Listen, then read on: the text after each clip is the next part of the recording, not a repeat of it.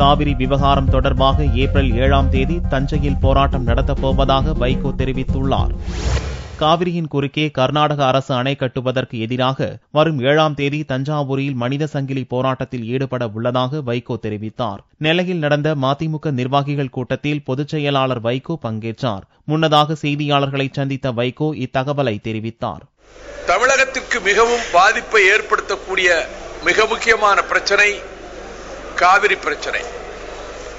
மேகதாட்டு, ராசிமணல் இந்த 2 இடங்களிலும் அவர்கள் கர்நாடக அரசு அணைகளை கட்டுகின்ற முயற்சியிலே தீவிரமாக ஈடுபட்டு வருகின்றது.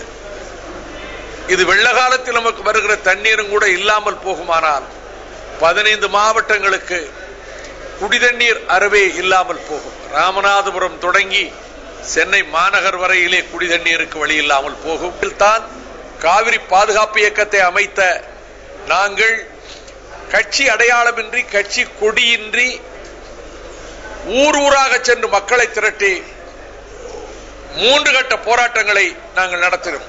இந்த 3வது கட்ட போராட்டமாக வருகிற 7ஆம் தேதி அன்று தஞ்சை மாநகரிலே மாபெரும் மனித சங்கிலி அறப்போராட்டத்தையும் நாங்கள் ஏற்பாடு செய்திருக்கிறோம். வேளாண் அதிகாரி முத்துக்குமாரசாமி தற்கொலை குறித்து தவறான செய்திகள் பரப்பிவிடப்படுவதாகவும், தமிழக சட்டசபைக்கு தேர்தல் வந்தால் மதிமுக தயார் நிலையில் இருப்பதாகவும் வைகோ தெரிவித்தார்.